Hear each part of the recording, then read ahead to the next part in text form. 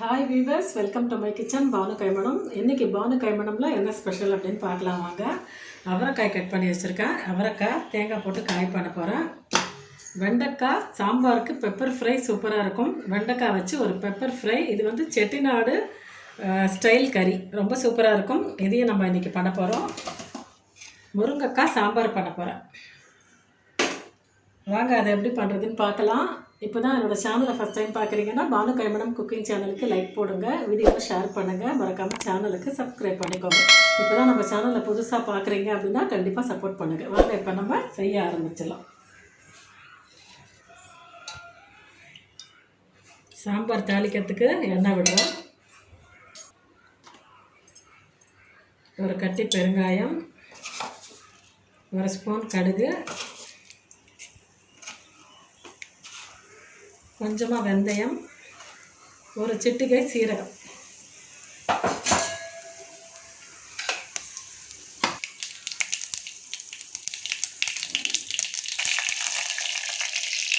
கடுகு பொரிஞ்சு வெந்தயம் சேர்ந்தோன்னா ஒரே ஒரு சின்ன வெங்காயம் போடுறோம்.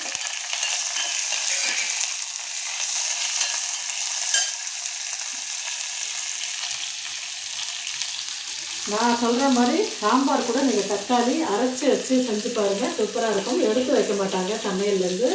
2 சின்ன சைஸ் தக்காளி அரைச்சி வச்சுருக்கேன். அதே போல் சாம்பாரில் சேர்த்துக்கலாம்.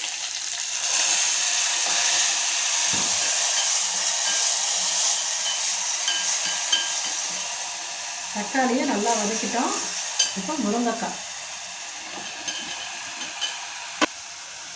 இப்போ சாம்பார் பொடி போட்டுக்கலாம்.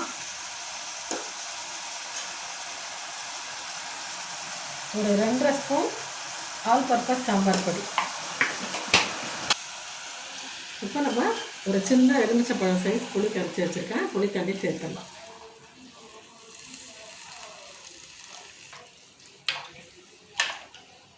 எல்லாமே நம்ம புளி தண்ணி எல்லாம் விட்டாச்சு. இப்போ சாம்பார் கொதிக்கணும், காய் வேகணும். இதை நம்ம சின்ன அடுப்பில் மாற்றிட்டு இதுலேயே நம்ம இப்போ வெண்டைக்காய் ஃப்ரை பார்க்கலாம்.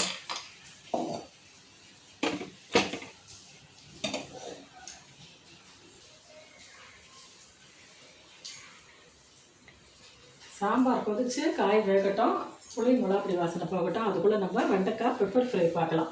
நீங்கள் எப்போ சாம்பார் பண்ணாலும் இந்த மாதிரி பெப்பர் ஃப்ரை பண்ணுங்கள். வெண்டைக்காவை சூப்பராக இருக்கும். வாங்க தாளிக்கலாம்.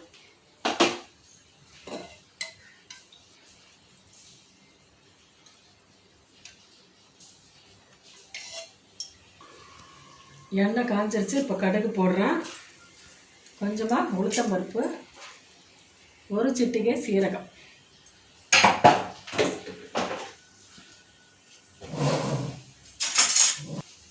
கடுகு வெடித்து உளுத்தம் பருப்பு செவந்துருச்சு. இப்போ நம்ம வெண்டைக்காவை சேர்த்துக்கலாம்.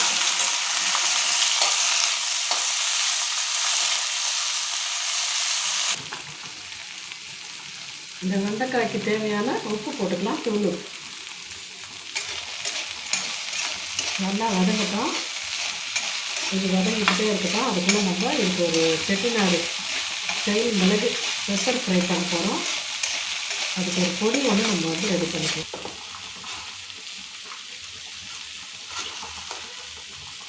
ஒரு டீஸ்பூன் மிளகு, ஒரு 2 டேபிள் ஸ்பூன் பொட்டுக்கடலை.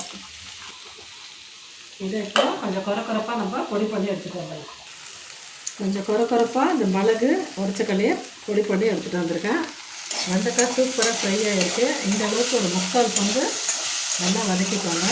இப்போ இந்த பொடியை நம்ம இதில் சேர்த்துக்கலாம்.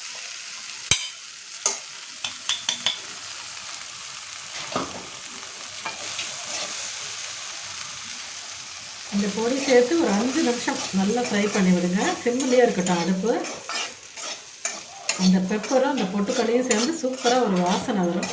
அந்த மாதிரி ஸ்மெல் வர வரைக்கும் நல்லா ஃப்ரை பண்ணுங்கள். சாம்பாருக்கு பிரமாதமாக இருக்கும். நீங்கள் எப்போல்லாம் சாம்பார் பண்ணுறீங்களோ அப்போல்லாம் அந்த மாதிரி பெப்பர் ஃப்ரை பண்ணுங்கள், சூப்பராக இருக்கும். கண்டிப்பாக ட்ரை பண்ணுங்கள்.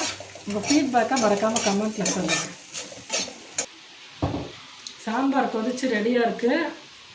இப்போ நம்ம இந்த சாம்பாரில் பருப்பு கொட்டிக்கலாம். சாம்பார் ரெடியாக இருக்குது.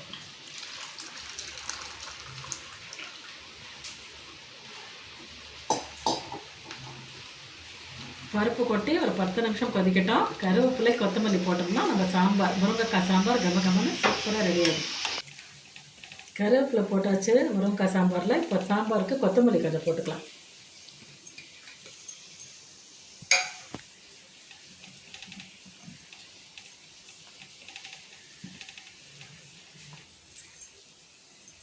அவ்வளோதான், சாம்பார் கொதிச்சிருச்சு. சாம்பார் சூப்பராக ரெடி ஆகிடுச்சு. எங்கள் வீட்டில் எல்லாருக்கும் முருங்கைக்காய் சாம்பார் பிடிக்கும். உங்களுக்கு முருங்கைக்காய் சாம்பார் பிடிக்குமா அப்படிங்கிறத மறக்காமல் கமெண்ட்டில் சொல்லுங்கள். இப்போ நம்ம அவரைக்காய் காய் பார்க்கலாம். ஒரு 2 ஸ்பூன் எண்ணெய் விட்டுருக்கேன்.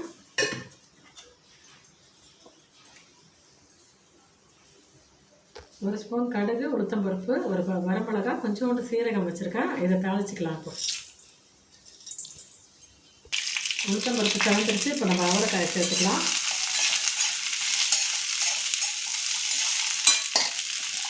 அவரைக்காய் சீக்கிரமாக வெந்துடும். கொஞ்சமாக தண்ணி சேர்க்கலாம்.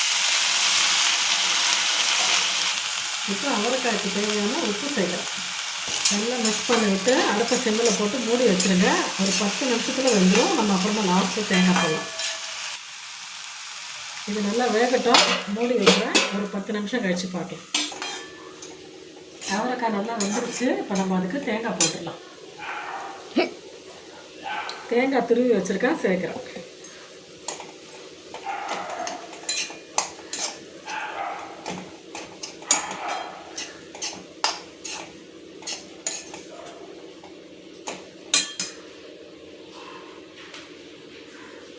இன்றைக்கி சமையல் பார்த்தீங்களா, பிடிச்சிருக்கா அப்படின்னு சொல்லுங்கள்.